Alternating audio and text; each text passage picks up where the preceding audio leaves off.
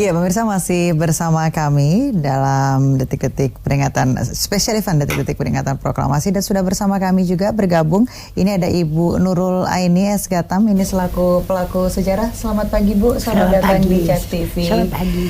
Ibu ini temannya Ibu Fatmawati begitu Bu ya? Boleh diceritakan kepada kami seberapa dekat hubungan Ibu dengan Ibu Fatmawati begitu? Ibu Fatmawati juga memang beliau dilahirkan 1922 serasa.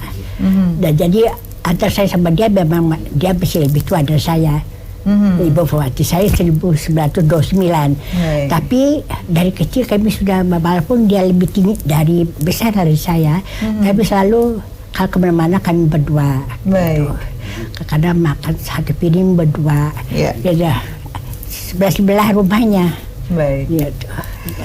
Kenangan apa Bu yang sangat melekat terhadap Ibu Fatmawati dan pertemanan Ibu dengan Ibu Fatmawati begitu? Karena beliau itu adalah orang yang dulu begitu yang ada yang soleha ya gitu ya, yang kalau mengaji bagus suaranya. Kalau misalnya kalau waktu bulan Ramadan, ke waktu sahur itu sudah kami sudah mendengarkan suaranya yang merdu membacakan surah ayat Al-Quran. Nah itu dengan beliau apa-apapun dari kecil memang sudah kami berdua. Dan juga almarhum Bapak Soekarno juga pernah datang ke rumah saya gitu ya. Dan beliau juga sering datang dengan sepeda Foggersnya ke rumah meminjam buku dengan bapak saya. Itu waktu di Lampung begitu ya Bu ya? Di Bengkulu. Di Bengkulu begitu ya, di Bengkulu. Kapan tepatnya pindah ke Jakarta begitu Ibu? Dan Ibu Fatmawati, ketika Ibu Fatmawati ke Jakarta? Ibu Fatmawati ke Jakarta serasa sebelum 1945, karena beliau waktu itu sudah dilamar oleh Bapak. Tapi yang mewakili Bapak ke Bengkulu itu namanya Pak Sarjono, Obsekter Sarjono. Dia itu yang untuk mewakili Bapak untuk menikahkan Ibu Fatmawati sama Bapak gitu. Baik, ini memang menarik sekali begitu ya, ada Ibu Aini ini juga memang kebetulan teman akrab. Teman Bu Fatmawati betul. Ibu terkait perjuangannya sendiri nih jelang kemerdekaan detik-detik proklamasi 1945. Saya pernah. Apa yang Ibu lakukan? Saya karena memang dari umur 14 itu sudah bergejolak waktu itu. Masih waktu zaman Belanda saya memang agak dikatakan anak yang keras kepala ya waktu zaman Belanda, karena saya nggak begitu suka kalau berteman kepada anak-anak Belanda gitu ya. Dari kecil memang sudah nggak suka. Nah itu datuk saya itu kalau menurut kata Ibu Fatmawati, dia adalah Agus Salimnya Bengkulu. Agus Salim, jadi memang begitu fasihnya bahasa Belandanya, dan kalau dia berbicara dengan orang Belanda dia tidak mau merendahkan dirinya bahwa dia orang Indonesia gitu. Perjuangan yang Ibu lakukan? Saya berjuang dulu, ya bukan berjuang ya, jadi belum ya berjuang lah ya. Karena saya waktu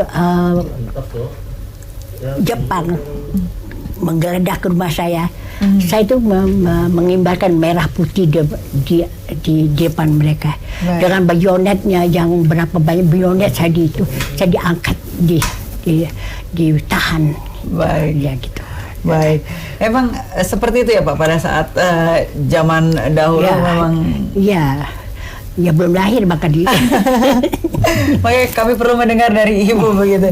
Saya ke Pak Asfi nih Pak, mengorek sedikit bahwa setelah proklamasi kemudian sampai zaman kemerdekaan, kemudian sampai kemarin reformasi, dan sekarang ini memang masih terus diadakannya reformasi. Pak Asfi sendiri melihat seperti apa? Kalau kita lanjutkan cerita tentang Ibu Fatmawati, Ibu Fatmawati itu yang menjahit bendera merah putih. Ya, betul. Tidak benar kalau kain itu didapatkan dari tukang bakso atau tukang sate gitu. Kain itu didapatkan dari Shimizu, dari kepala propaganda Jepang di Batavia gitu. Jadi itu yang dijahit oleh Ibu Fatmawati. itulah yang kemudian kita jadikan sebagai bendera pusaka. Itu yang dikibarkan pada tanggal 17 Agustus tahun 45 gitu. Jadi ada kesinambungan di sini saya lihat dari cerita tentang Ibu Fatmawati itu dengan peran beliau itu pada tanggal 17 Agustus 45 itu dengan ya tadi mempersiapkan bendera pusaka ini. Bendera ini sangat penting bagi Soekarno karena ketika kita memindahkan pusat pemerintahan ke Yogyakarta, Bung Karno membawa bendera merah putih ini dikibarkan setiap tanggal 17 Agustus dan pada tahun 48 itu ada agresi militer kedua. Bung Karno ketika itu ditangkap. Tapi sebelum itu beliau sudah menitipkan bendera merah putih ini kepada ajudan beliau namanya Usen Mutahar.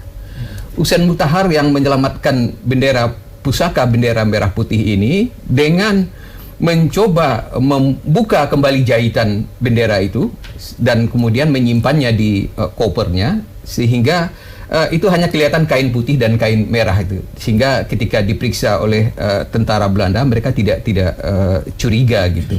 Kemudian Usen Mutahar yang sempat ditangkap tapi kemudian bisa ke Semarang dan kemudian ke Jakarta.